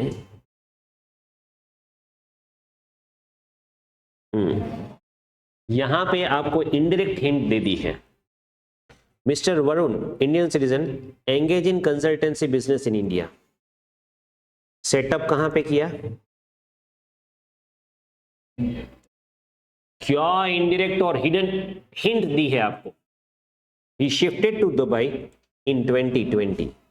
तो ये जो बिजनेस आपने शिफ्ट किया है वो ओरिजिनली आपने सेटअप कहां पे किया था?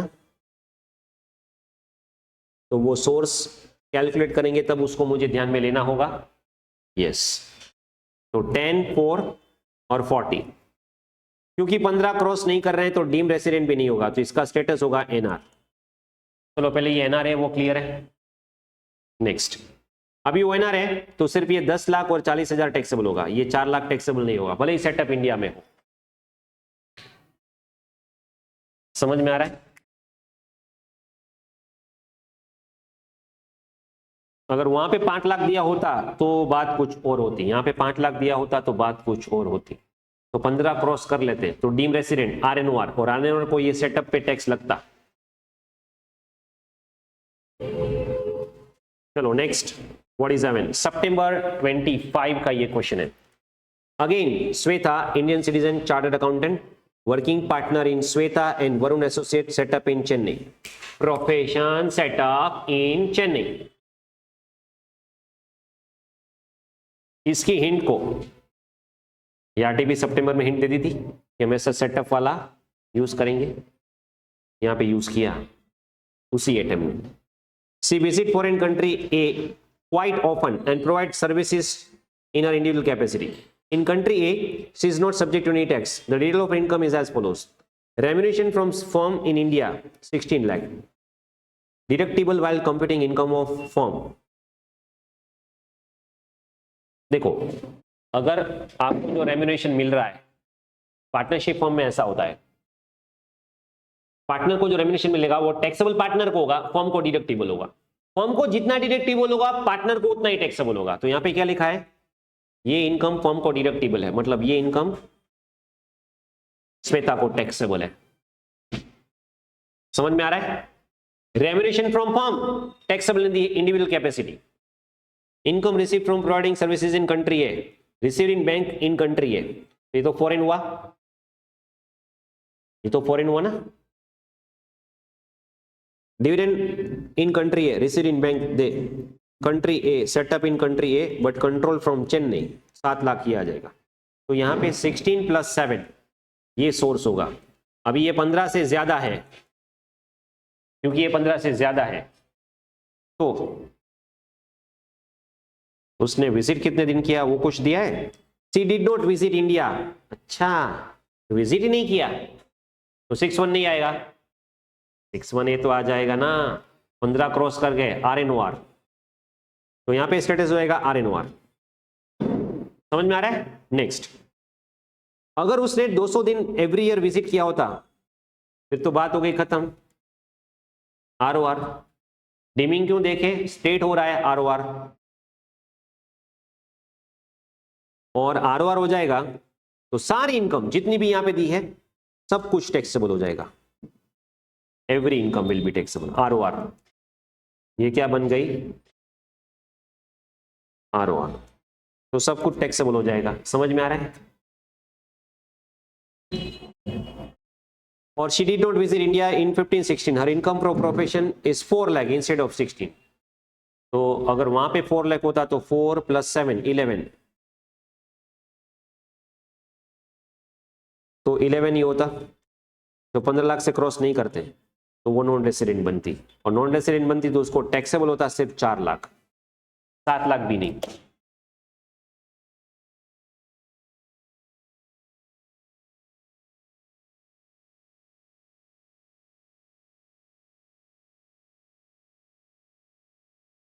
Next MTP December 25, illustration 48. Determine the residential status and total income of Mr. Arvind under optional tax regime. Arvind की एज है 62, वो कैनेडियन सिटीजन है, employed in senior research position, multinational corporation Gurugram since 2010. To share his research expertise, he traveled group of companies abroad while remaining at Gurugram office. Travel history is as follows. तो यहां पे अगर आप देखोगे इतने दिन वो आउट ऑफ इंडिया था, बाकी के दिन इंडिया में था, तो ये सब एक्सक्लूड कर दो। मतलब अगर आप देखोगे तो इंडिया में कितने दिन था वो, तो यहां पे इन्होंने कैलकुलेट किया है इतने दिन वो इंडिया में नहीं था। ओके, वो आप माइनस कर दोगे इसमें से, तो 179 डेज इंडिया में था और पिछले 4 सालों में 380 डेज। क्योंकि वो फॉरेन सिटीजन है उसको सेकेंड कंडीशन एप्लीकेबल होगी, यस। 60 और मोर, यस। 365 और मोर, यस। बट 7 ईयर में 700 डेज, मतलब RNOR स्टेटस क्या हो गया इसका, RNOR। चलो ये RNOR समझ में आया। नेक्स्ट, अभी RNOR को 1580 सैलरी मिली, fully credited to his Indian account, optional tax regime. 1580 में से डिडक्शन 50,000 माइनस करो। 1580 है भाई, गलती से यहां पे 1580 लिख दिया, 15 लाख है। 15 लाख में से 50,000 डिडक्शन माइनस करो। नेक्स्ट, 48,000 सिंगापुर बेस्ड कंपनी में डिविडेंड मिला, RNOR को टैक्सेबल नहीं होगा। और इंटरेस्ट क्रेडिट हुआ है 10,500, तो ये पहले ऐड कर दो और फिर बाद में 80TTA में। अच्छा, 80TTA में 10,000 मिलता है, बट ये कौन है, senior citizen, resident senior citizen, तो उसको TDB में 50,000 तक मिलेगा, तो 10,500 पूरा का पूरा माइनस हो जाएगा। ये TTB डिडक्शन करेंगे तब आपको समझ में आ जाएगा, TTA TTB।